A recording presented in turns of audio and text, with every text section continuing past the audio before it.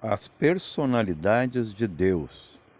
Isso que você entende por elementos químicos.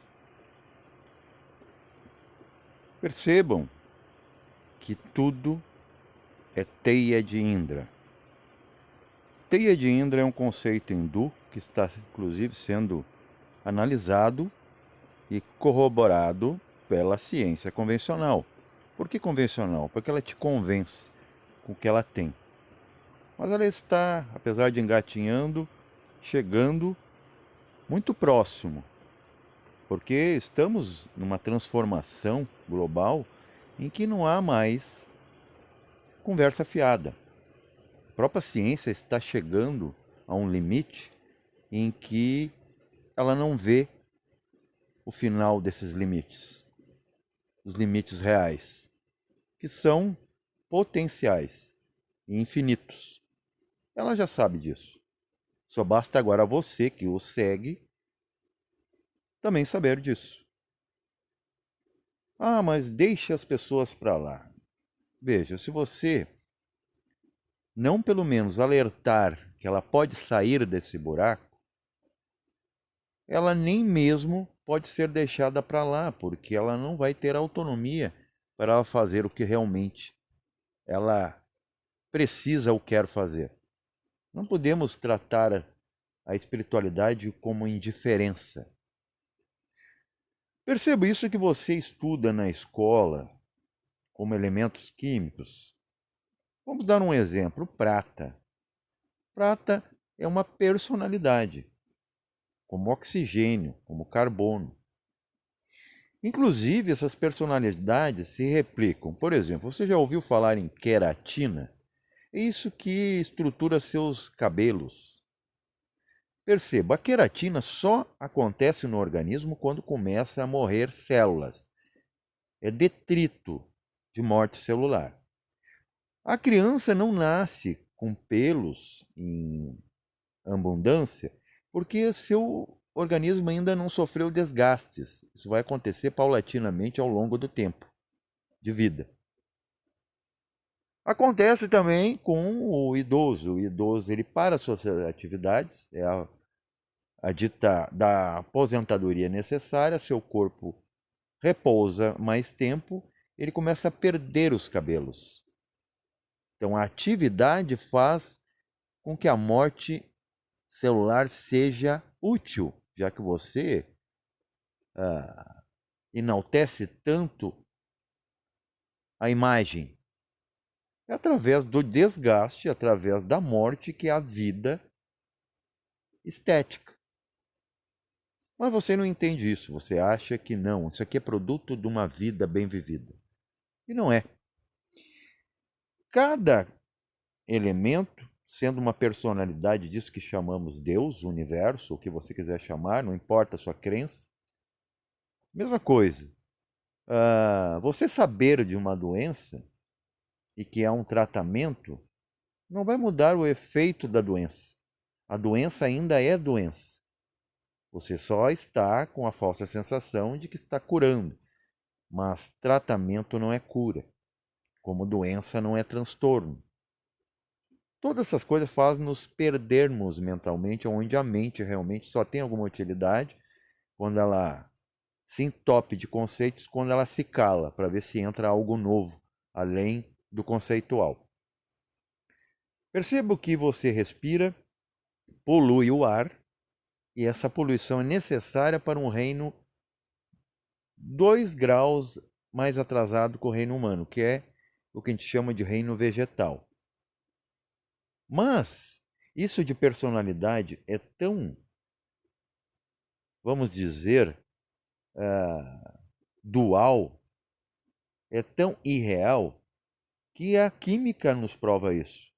Não pense você que a planta ela tem reservas de oxigênio infinito trocando pelo seu gás carbônico.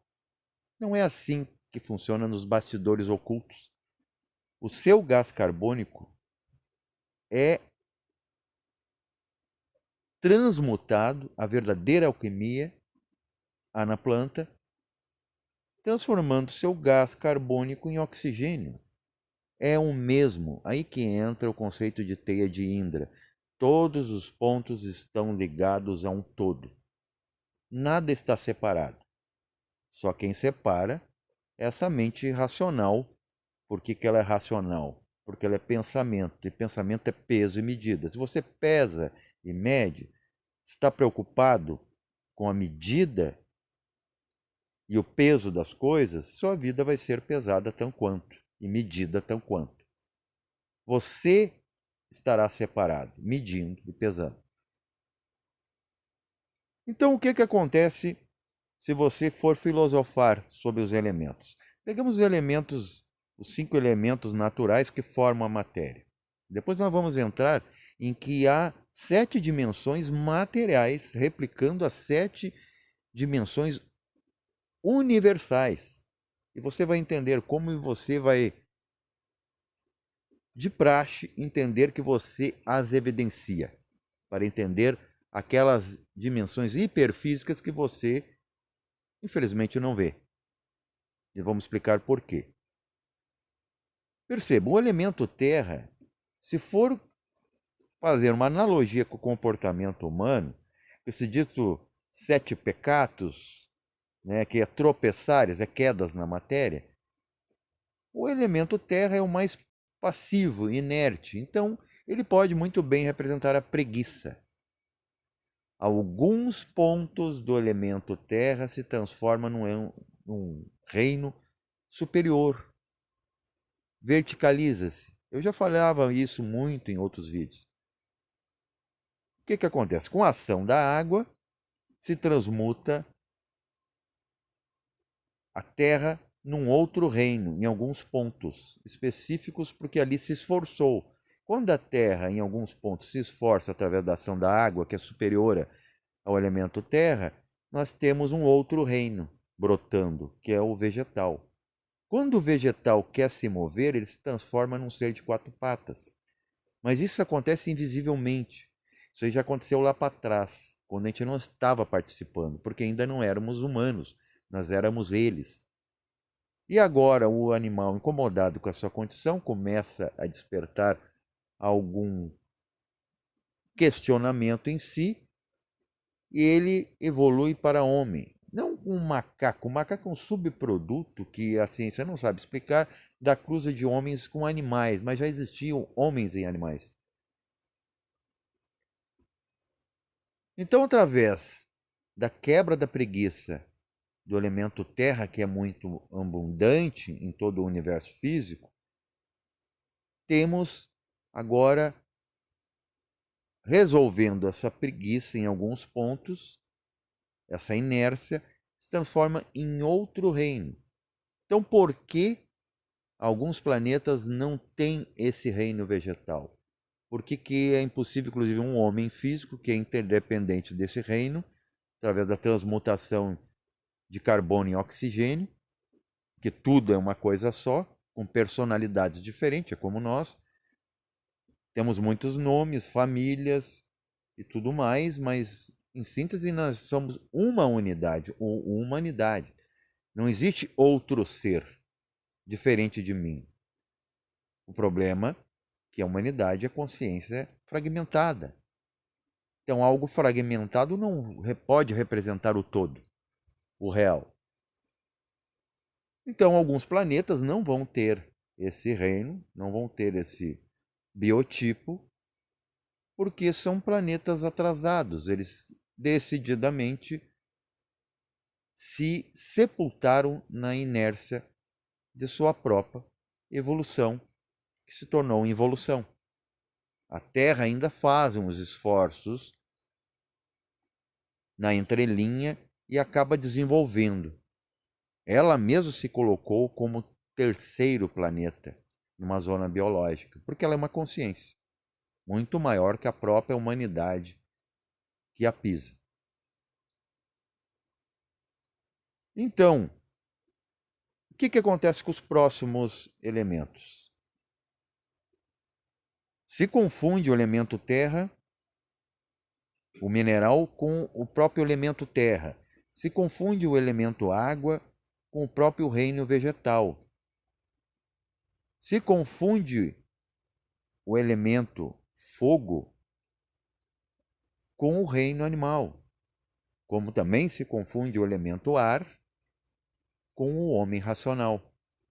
Percebam, sempre grandes gênios que vieram aqui, na verdade não são gênios, são anunciadores daquilo que já é velho, sempre nos trouxeram a ideia de energia livre, de se comunicar pelo ar. Esse é o homem. Já temos um quinto elemento, que é o eterno, que é o akasha, o éter, que ele é tudo que é, então ele não está sendo superado por nada. Mas perceba que nos elementos, se você fazer uma analogia, você percebe que a água é que movimenta a inerte terra, o fogo é que evapora a inerte ou fluídica, água, e o vento apaga o fogo.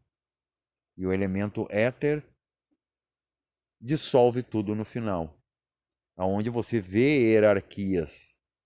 Isso é visível na própria fisicalidade. E na fisicalidade a gente pode evidenciar 7 concepções dimensionais.